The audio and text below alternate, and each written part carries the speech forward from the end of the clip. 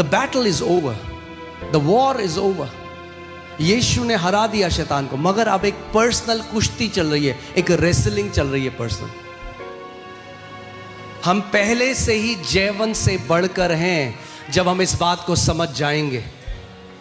इस बात को हमें समझना, इस बात को ध्यान से समझो। या तो यीशु मसीह झूठा है या वो सच बोल रहा है। और अगर वो सच बोल रहा है तो उसने कहा हमें शैतान की सारी सामर्थ के ऊपर अधिकार दिया गया है। बोलो, मुझको यीशु ने शैतान की सारी सामर्थ के ऊपर अधिकार दिया है।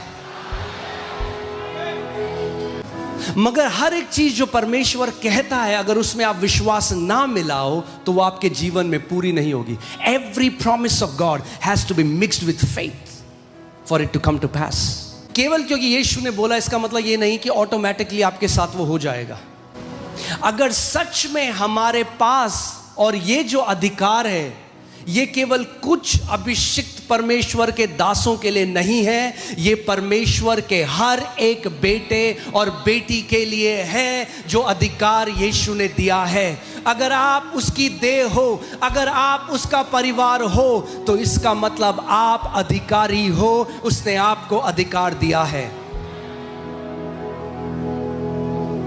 मेरे पीछे बोलो, we are people of authority.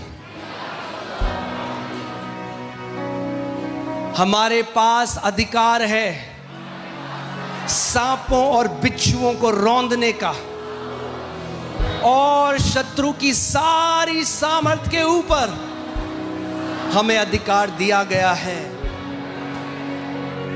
शत्रु की सारी सामर्थ के ऊपर, सारी सामर्थ के ऊपर, जादू टोना की शक्ति के ऊपर, जो अलग अलग प्रकार की सामर्थ शैतान इस्तेमाल करता है, धोखाधड़ी, सब चीज के ऊपर यीशु ने हमें अधिकार दिया है। और अब वो कहता है अब तुम सचेत हो जाओ, तुम्हारा एक काम है। आप जानते हैं हम जैसे अभी जैसे हम लोग सोते हैं रात को आराम से, मगर जो उस देश में है जहाँ लड़ाई चल रही है वहाँ लोग वैसे नहीं सोते जैसे हम लोग सो रहे हैं। वो सचेत हैं, वो अलग है, विजिलेंट है। अभी लोग जो दुबई में थे, मिडिल ईस्ट में थे, फोन में मैसेज आ जाता है जल्दी से सेफ खिड़कियों से दूर चले जाओ। तो फोन बगल में है, अलर्ट, बेसुध होके नहीं रह सकते, क्योंकि क्या पता है एक क्या चल रही है, एक लड़ाई चल रही है। सो अलर्ट है।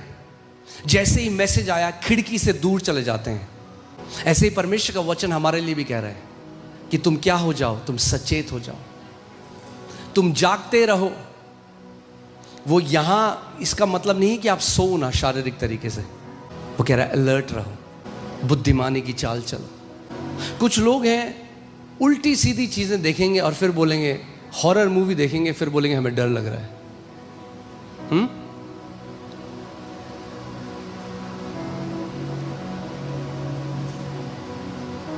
क्योंकि जो आप देखते हो, जो आप बोलते हो, वो निर्धारित करता है आप कितना लंबा जियोगे, वो निर्धारित करता है। और आज हम उस बारे में सीखेंगे, ठीक है?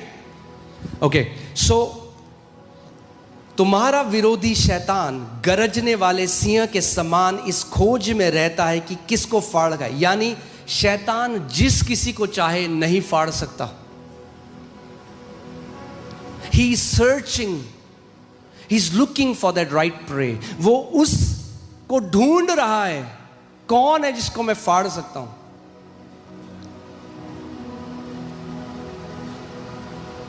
कौन है वो जिसको मैं नाश कर सकता हूं, वो ढूंढ रहा है, ठीक है? विश्वास में दृढ़ होकर, क्योंकि तुम्हारा एक दुश्मन है जो गरजने वाले सिंह की तरह ढूंढ रहा है कि किसको फाड़ खाए।